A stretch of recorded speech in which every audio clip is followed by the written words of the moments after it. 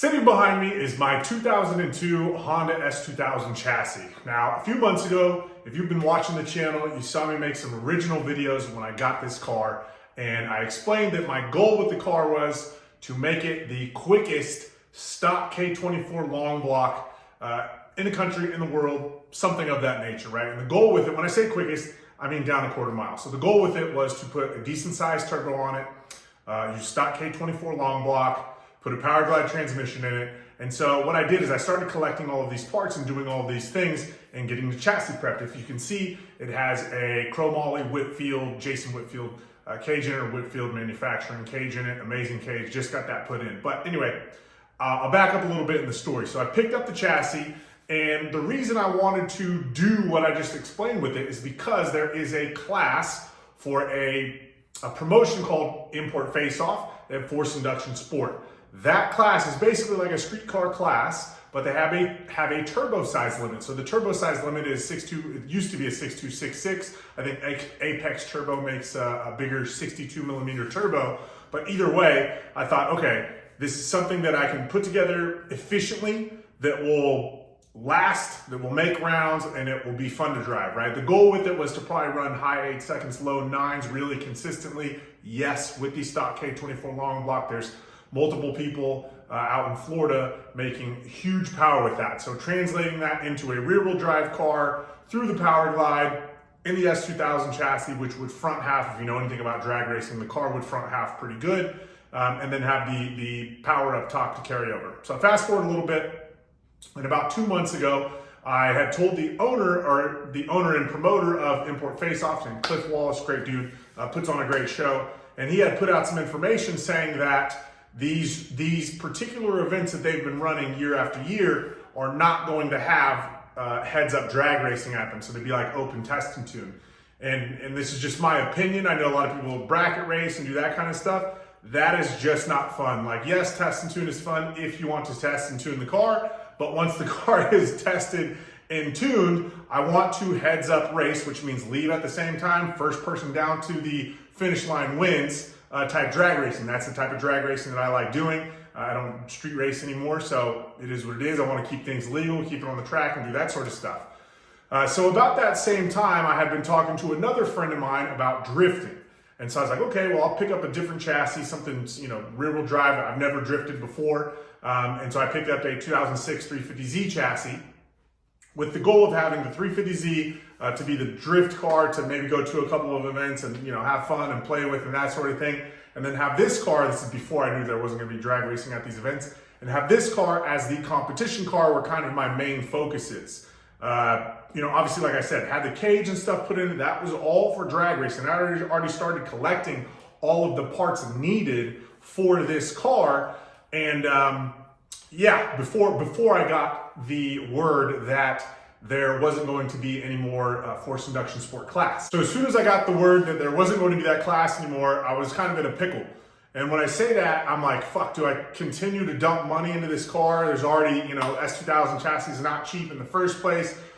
The fab work was not cheap. It's a chromoly cage, not cheap. I'm like, damn, I'm so much of an investment into this chassis already. What do I do, right? Like I said, I don't want to drag race and it be bracket racing or test and tune. I want to heads up drag race against other individuals. I'm just competitive in that nature. And so I started thinking, okay, I'll just let the S2000 sit for a bit. I don't want to make any rash decisions. I don't want to sell it off too quickly because I'm not going to make the money back that I have invested in the chassis already. So let me just let it sit. Fast forward a little bit, I go to a Vegas drift event and I just spectate. And I had a really good time just watching. I'm like, okay, this is a very interesting sport. And the one thing that I noticed right off the bat was that people were going out, doing a couple laps on track, coming off track where they had to change tire, just let the car cool down, whatever the case was, letting the tires cool down, that kind of stuff. And then they were going right back on track. So the first thing that popped into my mind, if you're a drag racer, you know this, is that we don't get to spend a whole lot of time in the car when we're at the track. Like drag racing, you might spend a lot of times in the lanes in the car, but your actual time from doing a burnout to staging the car to taking it down the track to coming down the return road is a very short period of time, and you often wait hours in between runs. And so that was the first thing that clicked. The second thing that clicked was, if any of you had skateboarded, rode bikes, etc. back in the day, the vibe that was in the pits at this drift event felt very similar to like a skate park type environment. Was the only other way that I could really explain it accurately. People were having a good time and hanging out, and like little cliques of people all over the place. And in drag racing, that happens a little bit, but not as much. The demographic seems to be a little bit older. At drifting, the event was a little bit younger demographic. I'm a little bit older, but so it is what it is. I noticed that. And so I was like, okay, well, the next time one of these events happen, it's Vegas Drift, I'm gonna run this event. When I mean run this event, take the car to the event.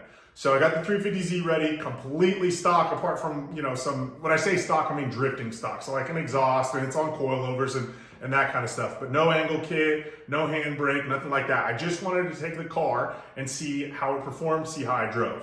So I had some very small goals for myself that day. The goal was to simply, they had a skid pad and then they had a big track.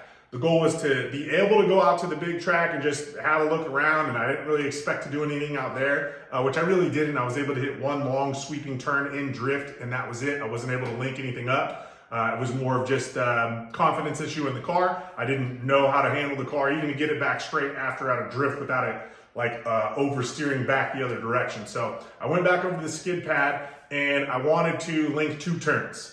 And then so I did that. First, it took maybe 2 tries, spun out a couple times, 2 tries, and I was able to link 2 turns. And then the next goal was like, okay, well, maybe I'll link these 3 turns. And then I did that. And I think there was 5 turns total on this small skid pad. They made a little track out of it. And by the end of the day, I was able to link everything. So I left feeling very confident in the fact that I could up level my skills pretty quickly. Came back. They had already posted that they were doing another event, which is actually yesterday. So if you're watching this, and I saw you there yesterday, what's up? But it was actually yesterday. So I was like, okay, I'm gonna make a bit more, some more modifications to the 350Z. I put a GK Tech bolt-on angle kit, and I went yesterday and had an absolute blast. It was on a different track. It was a little bit larger. Now, when the signups came out for it, it said intermediate or advanced, and I was like, okay, well, I'm not intermediate or advanced at drifting, but I want to give this a shot. And so I signed up anyway. I figured, hey, if I get there and it's a little bit outside of my skill level, I'll just eat the registration. I'll hang out, watch, learn from somebody, maybe go on some ride-alongs, get some coaching, that kind of stuff. And I went out, did a couple practice laps on the track. I'm like, okay, I actually feel like I might be able, because again, like I said, the last event that I was at, I was able to link that entire small track, the skid pad track, all together.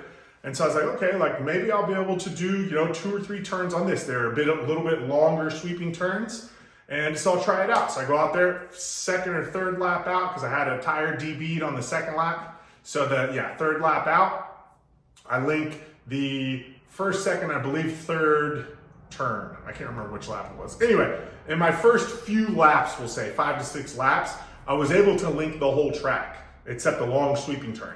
And then I was doing like sets of 3 laps at a time. And then on my 3rd set of laps out, I was able to link the whole track. So this is like early on in the day. So my confidence level with the car went through the roof. My happiness level went through the roof. And again, the other thing that I'm noticing right off the bat is I am spending so much more time in the car. I'm having a blast in the car. Again, I love drag racing. I've been drag racing my entire life.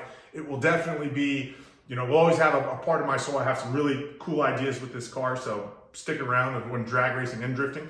But I'm having a blast drifting right now, and I don't want this chassis to go to waste, and I think it will be something that is very cool, not only to follow along with the build, but there's, like at that event, there was probably 50, 60 cars out there. There wasn't an S2000 out there at all. There's tons of 350Zs. I think Justin Medina, I believe that's his name, Medina Motorsports, Justin Medina, yeah. He is the only other individual that I know currently who drifts in S2000. And I've reached out to him a few times on Instagram and whatnot. So thanks for the help so far, bro. Definitely appreciate that. And I feel super confident that not only will this make for some awesome content, it'll just be a fun project to follow along with, but that I will enjoy having this car. And so I am going to stay K24, going to stick with the stock long block, throw an oil cooler on it, make sure it's, stays alive. 6262 turbo that I already have a schmuck built manifold. Like I said, I already have everything. I actually just sold the Power Glide transmission. I'm gonna go with a ZF 5-speed transmission in here. So it's gonna be stock K24 long block, 6262 manifold. It's gonna be on Honda, tuned on Honda for now. I'll probably switch to a Link. I've heard some really good stuff about that lately. So if you have the hookup on Link or you're someone, in the link sphere. Hit me up, let me know. And yeah, so it's already got the Ford 8.8 rear end in it. I put that in. It's the Granis Racing, full Granis Racing kit. Has a spool and 410 gears. I'm really curious how these 410 gears are gonna go with the ZF 5-speed. I'll probably end up in third gear a lot. But anyway, we'll talk more details on the car later on. But yeah, that's what I'm gonna do with the S2000. It is officially going to be a drift car. I hope you guys follow along for the journey, so hit that subscribe button. And if you don't follow me on Instagram, connect with me there. If you're someone in the drift community, I'll give you a follow back. It's @UncleDrift, all one word. And I'll see you guys soon. Take care.